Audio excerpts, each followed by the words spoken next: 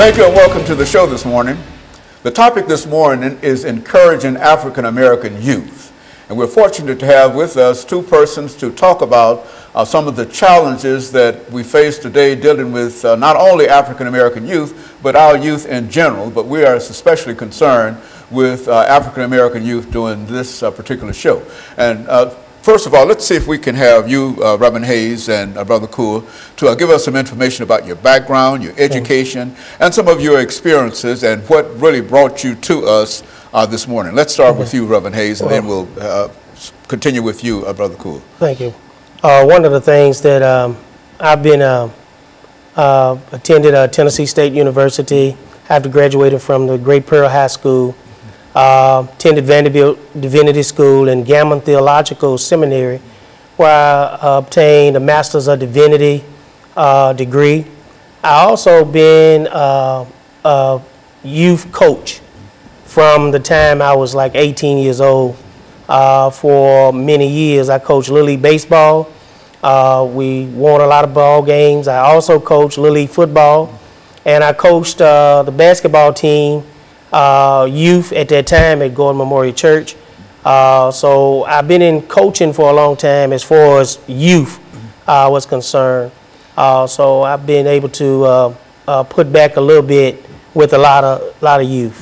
And so you you're very familiar with some of the problems that we are talking about and some of the challenges that we have to face dealing with young people. Is that what we're saying? It is, because back when I was coaching, it was a little bit different. You could, you know, be a little bit tougher on kids. Nowadays, it's more challenging because everything is kind of up in the air. Kids are not getting the same motivation and instructions that they used to get. And so now we have to kind of take a step back and go back and try to make sure that we are giving our youth opportunities to succeed in life.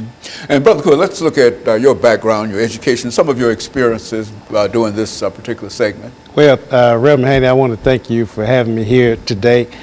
My name is Richard Coor. I'm a native Nashvilleian. I attended the public high schools here in Nashville.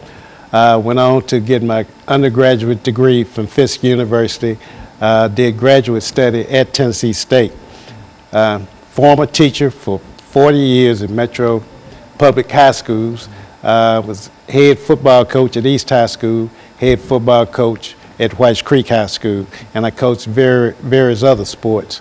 And I'm very concerned about our youth today, and so that's why I'm especially happy to be here to talk about some of the issues that's happening in our community. Okay, I'm married, have one son, and two lovely grandkids, and both of those kids attend Gower Elementary School.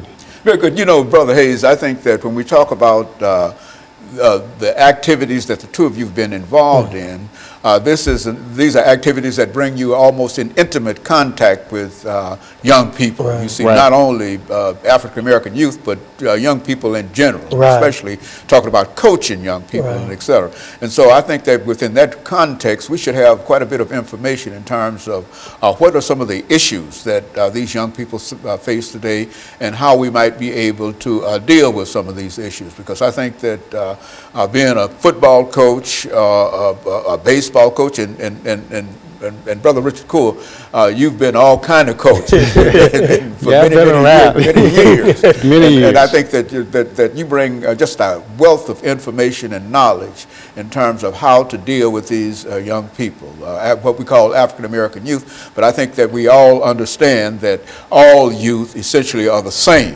See, and the only reason we're talking about African American youth is simply because it appears that we have so many problems dealing with our young people. You know, you turn on the television set every morning to get the news, and you find that there's killing and et cetera. And so that's what we're trying to do today. Well, you know, there's various factors that fall into that situation where our youth is heading today, and maybe we can talk about some of those topics and help improve the young men in our communities. Very good. And what we're going to do, we're going to take our first commercial break, and then we come back with an 8-minute segment. And that will give us an opportunity to look down deep into some of the challenges that you have. I mean, some of the experiences that you've had on the playing field, in school, and et cetera, and perhaps use that as an example of how we might be able to sort of broadcast this information, knowing that nothing that we're going to say here is new. Right. We've all heard this before and et cetera, but nevertheless, we appreciate hearing it again. And so what we're going to do, we're going to take our first commercial break, and we'll be back with our audience following this very, very short commercial break.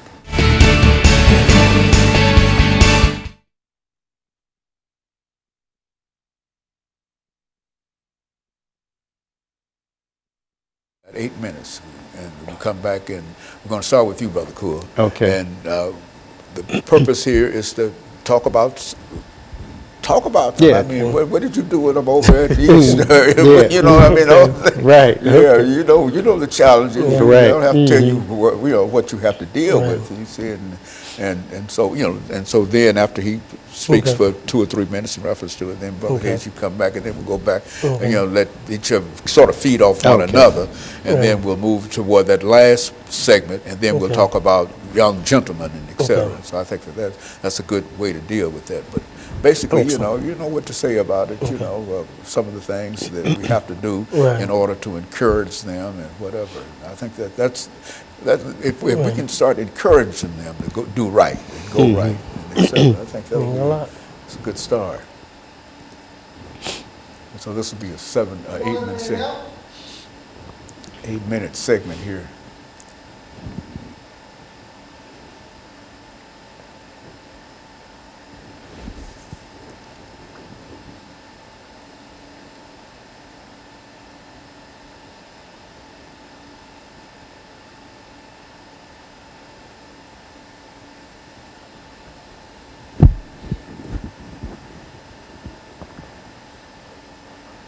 Seconds.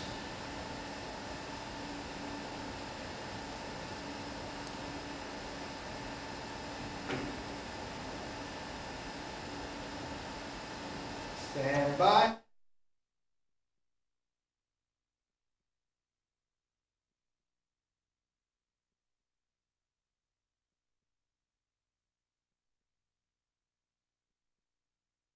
Thank you, and welcome back to the second segment of the show for today. We're talking to Reverend Daniel Hayes and Brother Richard Cool from John Wesley United Methodist Church, we might add, because I think that both of you play significant roles in terms of your church experiences dealing with these youth and their aspirations and et cetera. And so what we'd like to do now, Brother Cool, is to have you to start us off by giving us some information in reference to what you have done over the many years in terms of dealing with young people and how some of the things that you do. Well, first of all, I was a wellness teacher at East and Whites Creek High School, and we dealt with various type of topics about sexuality and dealing with conflict resolution and dealing with drugs and various other topics. And I've experienced firsthand how violence in our community, along with drug use, has contributed to where our young people are today. Now, there's a reason for this.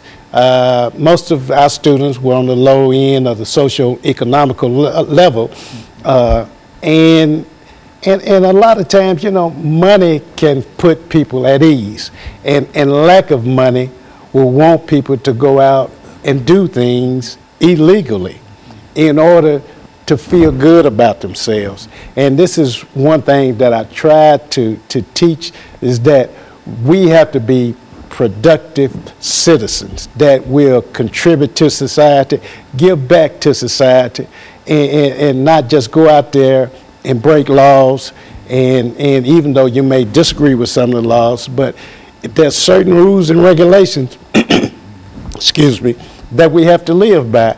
And I try to be a role model and carry myself as a head football coach and have rules and regulations for my football team, it said these rules will apply to society.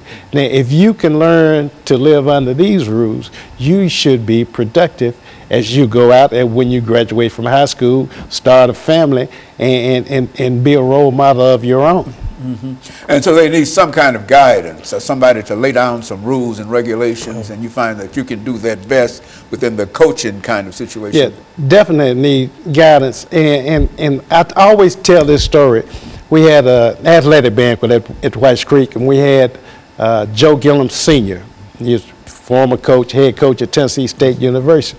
And he came to speak with us, and he told us that we need more men to be role models to our sons. He said, women or mothers raise their daughters to be like them. They take them shopping, they teach them how to cook and do various other things. And you don't see our fathers out with the sons in the community, you know, in the mall or going to some type of event, taking part with their sons and showing them how to be responsible, showing them that, you know, it's okay to act this certain way. You don't have to act like your friends down the street. And so we need more men to be the role models for our youth today. And Reverend Hayes, I understand that you've had an extensive coaching career. Not only are you involved in the ministry, but you consider yourself a coach, right, in a real right. sense. And so what, in terms of meeting those challenges, what do you do in terms of talking to young people? Well, one of the things that during my time that I was a Little League coach, baseball and football coach, I was very strict. We had a lot of rules, as Coach Core was saying, had a lot of rules, and my players had to walk by my rules. Also, I had a relationship with the parents, and a lot of parents, if the kids would miss school because I did a lot of coaching, most of my boys came from, at that time, either Preston Taylor or John Henry Hale. And if their parents had any problems with them, they would always call me. And I was able to set a lot of them straight, and a lot of them are doing a lot of good today.